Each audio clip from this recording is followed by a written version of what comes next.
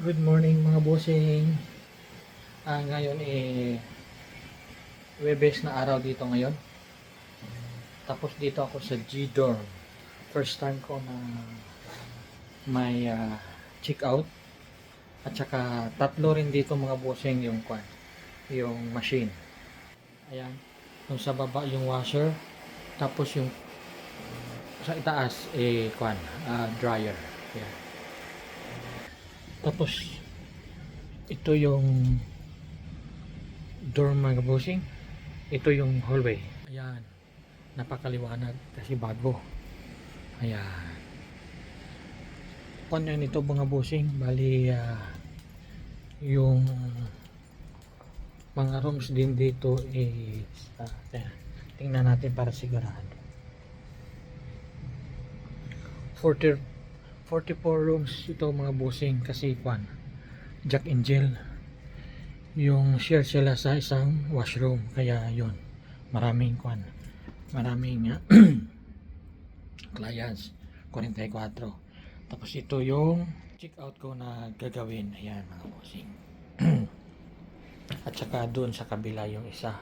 Bali dalawa yung gagawin nating check out mga bossing. So first time kong gumawa na check out dito. Ayan. Wala kasi akong panglagyan ng cellphone bossing. Hinawakan ko lang. Ayan. So gawin natin bossing yung isang check out muna.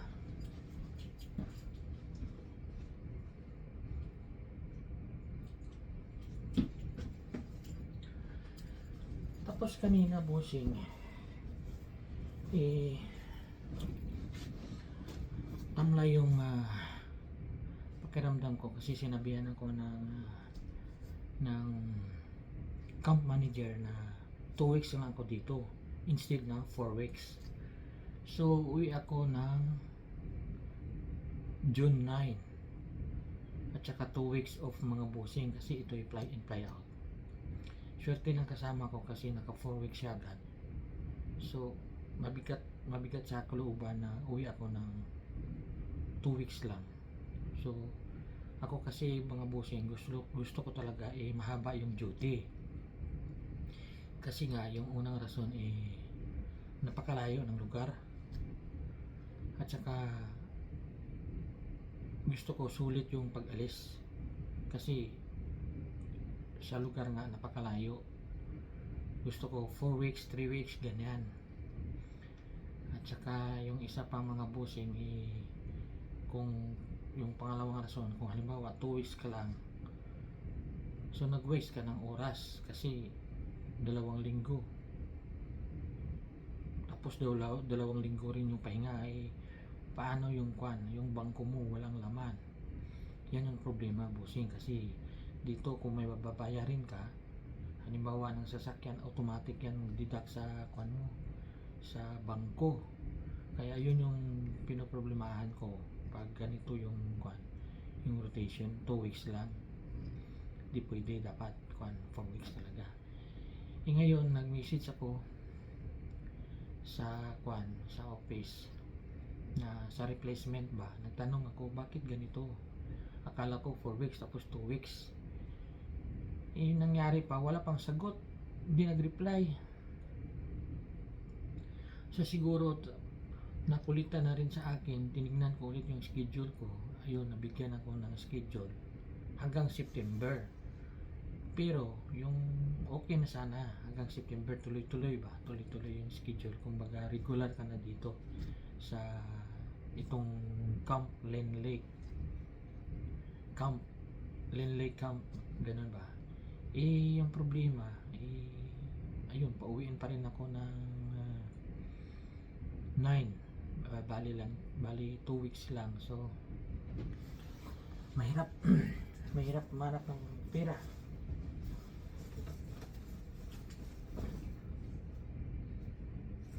Pero yun yung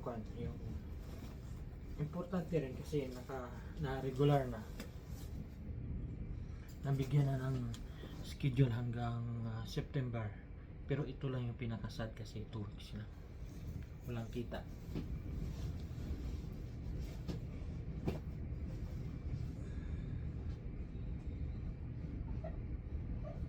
Walang kita mga bossing, tapos pasukan na. Kawawa ang mga anak, wala tayong pabaon.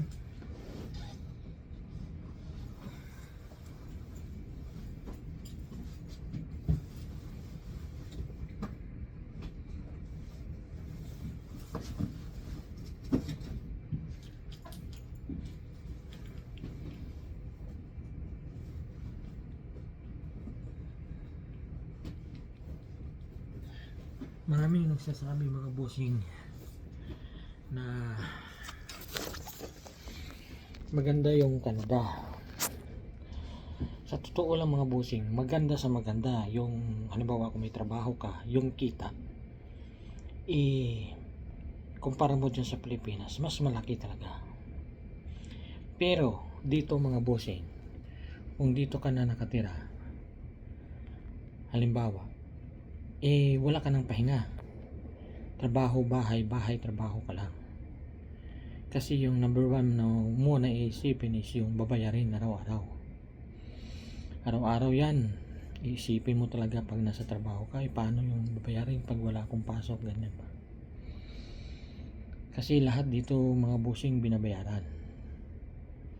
Tapos halimbawa ng sasakyan, pag hindi mo nabayaran, automatic yan, hindi mo maandar. Naranasan ko na yan dati.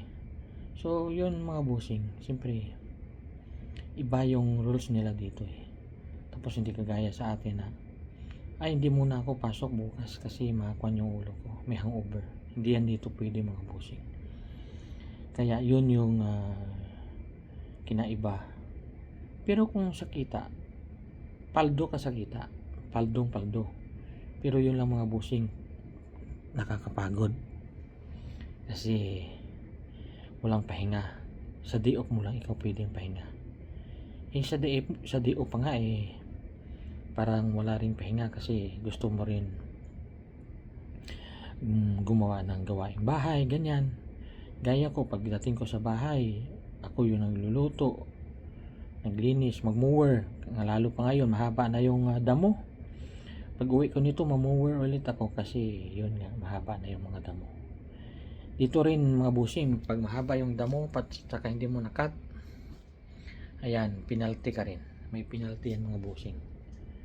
Dapat linisin mo yung kwan mo, yung paligid, makat lahat yung mga damo. So yun lang mga bossing, konting kwento ulit. At sana please mga bossing, yung hindi pa nakasubscribe, yung gusto mag-subscribe sa YouTube channel ni JB Aklanong Vlogger, ayan,